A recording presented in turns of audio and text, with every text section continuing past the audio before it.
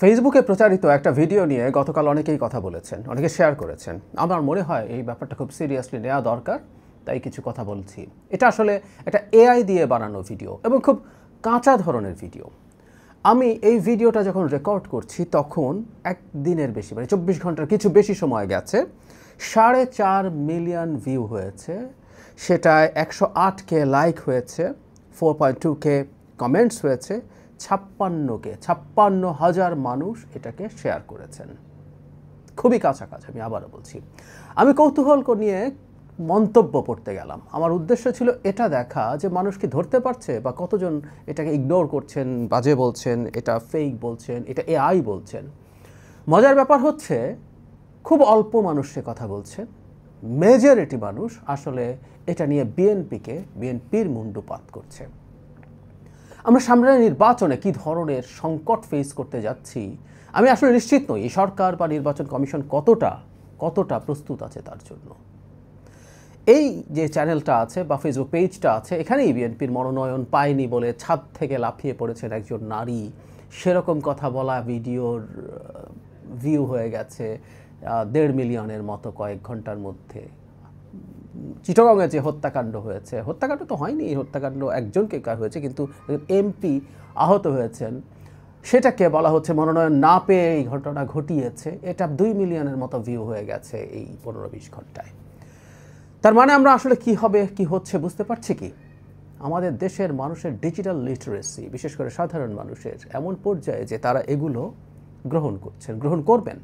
খুবই অ্যালার্মিং একটা সাইন। এটা শুধু নির্বাচন বলে না, ভবিষ্যতে কোনো ধরনের কেওস বাঁধিয়ে দেওয়ার জন্য এগুলো খুব দুর্দান্তভাবে ব্যবহার করা যেতে পারে। খুব ছোট ক্লিপ, 15, 16, 20 সেকেন্ড। যদিও একটা ইন্টারেস্টিং স্টাডি আছে, সেটা হলো এই ধরনের ফেক ভিডিওর জন্য 8 সেকেন্ড হচ্ছে 8 সেকেন্ড হচ্ছে সবচেয়ে ভালো পথ। এর মধ্যে মানুষ আসলে বাস্তব, মানে এটা ফেক বা জেনুইন ধরতে দেরি হয়ে যায়। আবারও বলছি, এটা এত বাজে, এটা ভালো ভিডিওর ক্ষেত্রে, ভালো ভিডিও খুব মনোযোগ দিয়ে দেখলে মানুষ ধরে ফেলতে পারার কথা। এগুলো সবই বারবার বলছি ওয়েস্টের ব্যাপার। এটা এত কাঁচা যে এটা আমরা এভাবে কানেক্ট করছে। এটা কেন কানেক্ট করছে সেই জায়গায় আসবো, কিন্তু নির্বাচন কমিশন আসলে কি করছে?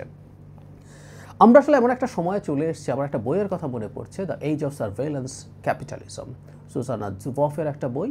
ওনার এটা না পড়লে ওনার লেকচার পাওয়া যায় ইউটিউবে, আমি আশা করি আগ্রহীরা এটা শুনে নেবেন। খুবই চমৎকার ইনসাইটস আছে।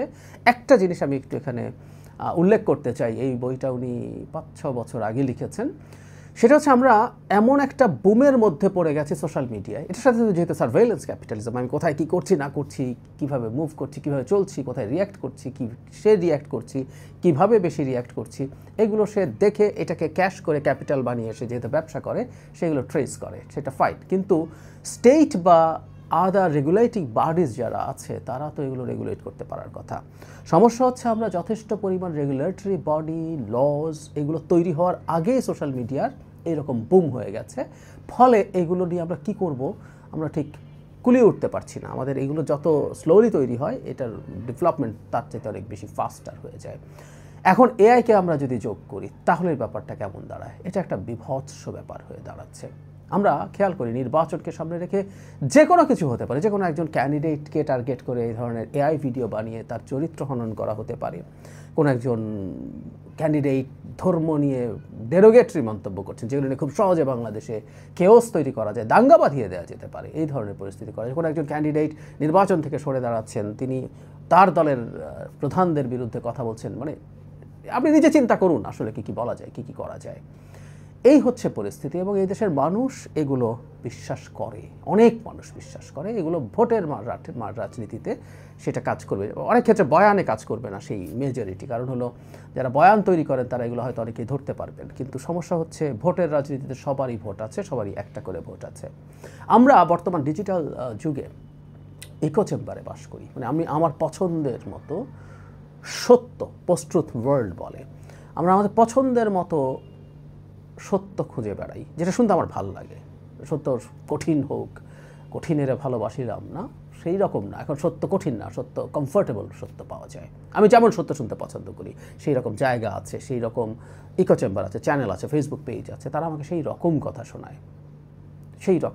আওয়ামী লীগের পেজে গেলে দেখা যাবে বাংলাদেশে বহু কিছু ঘটে যাচ্ছে, আওয়ামী লীগ বিরাট সব মিছিল করছে, সরকার পতন ঘটিয়ে দিচ্ছে, সেনাবাহিনীর মধ্যে বিরাট দ্বন্দ্ব, ডক্টর ইউনূসের আর বেশি দিন বাকি নাই, শেখ হাসিনা যে কোনো দিন ফিরে আসছে, লোকজন এটা গিয়ে দেখতে পারে। আবার একইভাবে বাংলাদেশে যারা 5 বছর ক্ষমতা রাখতে চায়, ইউনূস সরকারকে রাখতে চায়, সেনাপ্রধানকে ফেলে দিতে চায়, সকাল বিকাল সেনাপ্রধান পড়ে যাচ্ছেন টাইপের আলাপ পাওয়া যায়। সো মানুষ ওগুলোতে গিয়ে কানেক্ট করতে থাকে।